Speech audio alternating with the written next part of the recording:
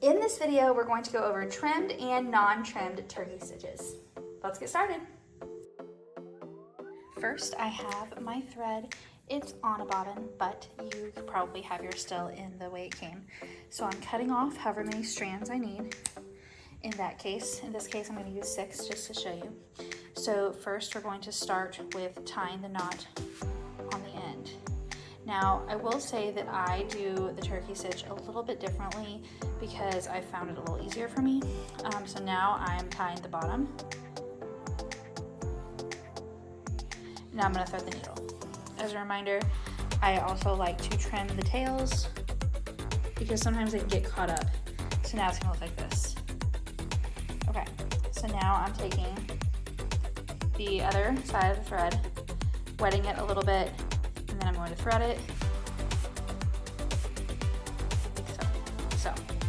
Now I've got it all threaded, and we're ready to get started. So this is how I do the turkey stitch. You're going to start at the top of wherever the box or the shape is that you need to have turkey work done in. There are also 2 ways to do this, trimmed and not trimmed. So I'm going to show you both ways, and your guide will tell you. So we're pulling it through all the way, and then we're going to put it back through very close. The first stitch for me, honestly, is always the hardest because I don't want to get into this knot. If you get into this knot, you think you're okay, but whenever you pull through the eye of the needle, it's very hard to pull the eye of the needle through the knot. So I just always am careful on my first stitch to make sure I don't do that. And now, better tighten that up. We're going to pull it through, but don't pull it through all the way. So, pulling it through, I usually let my turkey work go to about here. However, in the cut, if you're trimming this stitch, it doesn't really matter. You don't want to make it too long, just kind of about that much or a little bit shorter if you want. Now, we're going to do the anchor stitch. So you're going back over,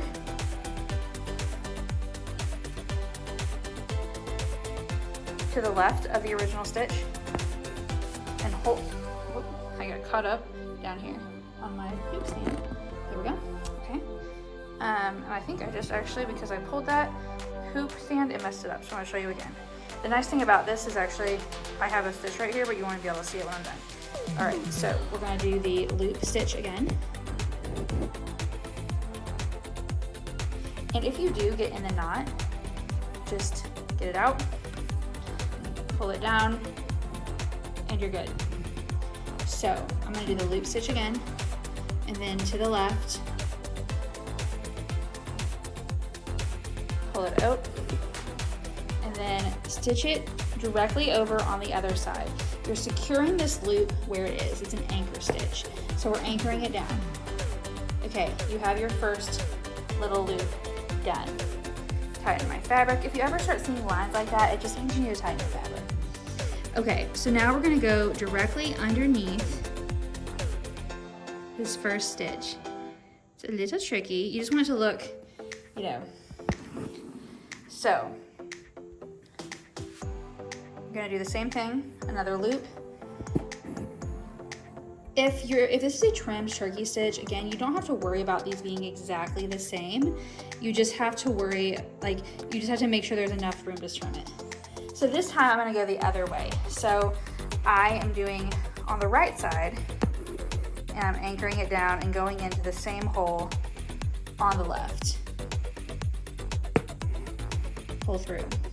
Okay, so now you're kind of getting the idea that we're just looping, anchor, loop, anchor, loop, anchor. If you were doing it in this whole box, let's say, and you needed a whole box to be filled, I would probably recommend going from bottom to top, because if you start a new line, you're going to have to make sure to keep these up, and you're also going to want to know kind of where this ends. So I would recommend doing it that way. For example, if you're going to leave it like this, if you want a full turkey stitch, you would probably start the next line about here. If you just want them to barely overlap, you would probably start the line about here. And if you're trimming them, let's say, and I'll show you this in a second, if you're trimming them and say, you know, you're gonna trim them to here, then you would want to start the next line a little bit above that so there's no gaps, so you don't see any of the fabric underneath. So I'm going to finish this line. So I'm coming through, loop, bring it back up. I usually use my thumb to hold it, and then you're gonna go over to the right, loop back over. I will say that the turkey stitch was one of the stitches that I found a little bit more challenging when I started, and I think that's why I do it slightly differently, just because this way kind of helps my brain to figure it out. So I'm going underneath that last stitch, pulling it through, coming back up. You also want to try to make sure that these stitches don't get twisted, because then they won't lay as nicely as flat. So, okay, see that? And then if you say you pull it a little tight and you're like, oh no, just take your needle and just gently pull it back down to where you want it to be. So the idea is, if you just look at it, you would see, what you want to be able to see is like basically a line of back stitch on the top. It's a little hard to see right now. Let me zoom in and get it to focus. A line of back stitch on the top, and then these loops underneath. So if I was going to do another line, and I know I started it at the wrong place. I started it at the top to bottom, but I would come down here. You keep them up. They normally do a pretty good job of staying, but I just find it a little easier to work the opposite way because then you don't have to worry about that. So a fresh stitch, down to there, and then we're going to anchor it.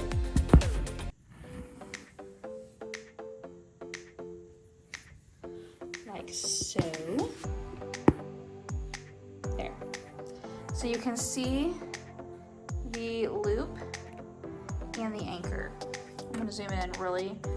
I'm having trouble with it focusing, so I'm sorry. There we go. So a loop and an anchor. All right, tighten the fabric again.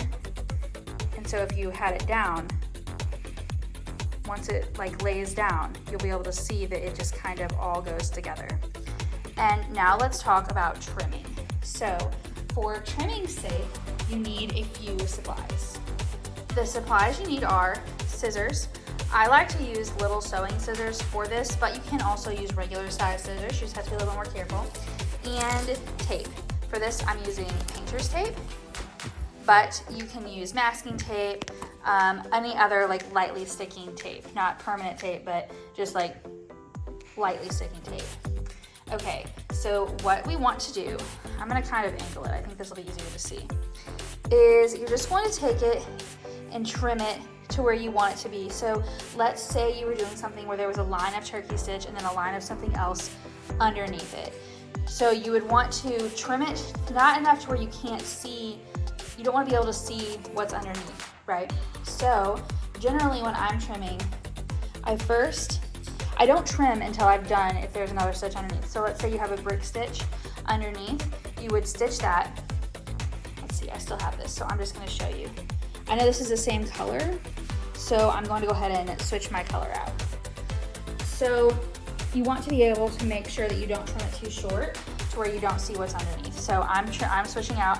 I chose these very opposite colors so that it would be easy for you to see the difference versus say two greens or two reds or something. So let me do I'm just gonna do a straight stitch right here so you can see what I mean. I didn't even tie this off, which I should have. So, I'm sorry, my dog only runs around the house whenever I'm doing videos. So, I'm going to do a stitch right here just to show you. All right, so now we've got our stitch. So, you want to go down enough to where you can see, there's no line in the first. So you don't want to trim it, say, to here, because then you'll see the white spots. So you just start by trimming. You're mainly just going to trim the loops, see how you like it. Now, don't worry about that. I'll show you that. So let's see how it's looking. Okay, so it's looking okay. It still feels a little long to me. Let's say this, I'm going to do another few lines, just so that we can get the full effect.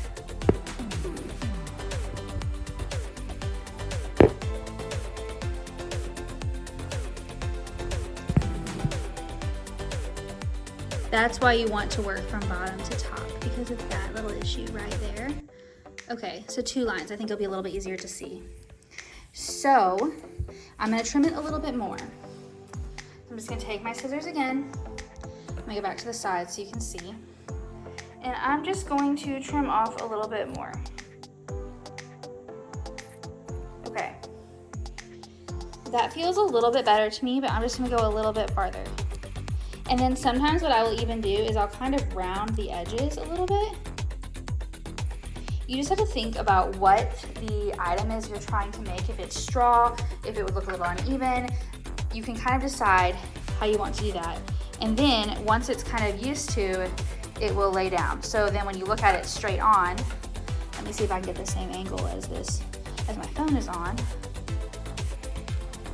It will just look like it's 3-dimensional sticking out. So now you're like, well, now I have all this thread all over my design, and if you already had all this filled in, that'd be frustrating. And that is where the tape comes in. So you can just take a piece of tape.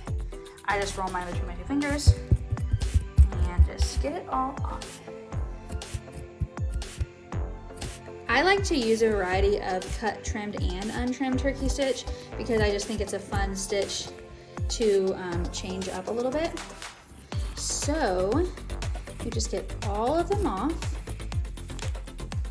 and then it looks like this. So we have the stitch that shows you, let me find the needle, because that one piece is out of the line. And just put it back in. There we go. So we have the turkey stitch that's not trimmed and the turkey stitch that's trimmed. And if you look at it like this, you'll see that it just kind of flows over the other stitches, which is basically the effect we're wanting to get. That's why I said that it doesn't really matter how long you do them, because no matter how long you do them, you're probably going to be trimming them all the same length. So as long as you get them at least to here, so you can trim off the loop, you could do huge turkey stitches all the way down to here, and you'd just be trimming off a lot more thread. So it's kind of whatever is comfortable for you. I usually do it about the size of my thumb that you saw.